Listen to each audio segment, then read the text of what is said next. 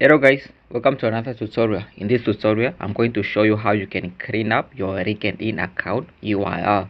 Alright, so I'm going to show you how you can change your profile or your LinkedIn profile URL. Right, so as you can see, I have mine here, so I'm going to show you. As you can see, this is just my name. So in most cases, you always got your name and a bunch of number. Right, so I'm going to show you how you can clean it up and just keep it as your name. Right, so that's what you're going to be looking at in this tutorial. But before you get started, I just want to ask, like, if this is your first time, please consider subscribing and hit the notification bell so you get notified every time I upload a new tutorial. So with that being said, let's get started. Now, to be able to change your LinkedIn URL or to clean it up, first make sure you are on your LinkedIn profile. Right, log into your accounts and make sure you are. As you can see, I'm already on my LinkedIn profile right here. So now once you are on your profile, now I want you to click on here. If you see here, you have edit public profile and URL.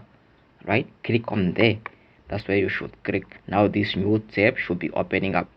So once you open up this new tab, you will see here, if you look here, you see edit your custom URL.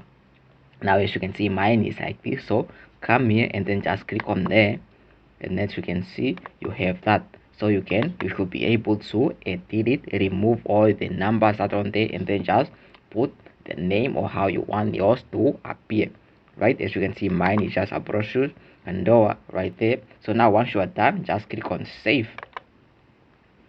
And then once you save, as you can see, success, we updated your setting. So that's how you can change or clean up your LinkedIn profile URL. So yeah, I hope you find this video helpful. If you did, make sure you give it a thumbs up, leave us a comment down below, and if this was your first time, please consider subscribing and hit that notification bell so you get notified every time I upload a new tutorial. So with that being said, that's it for this tutorial. I'll see you guys in the next one. I'm out. Peace, love, and unity.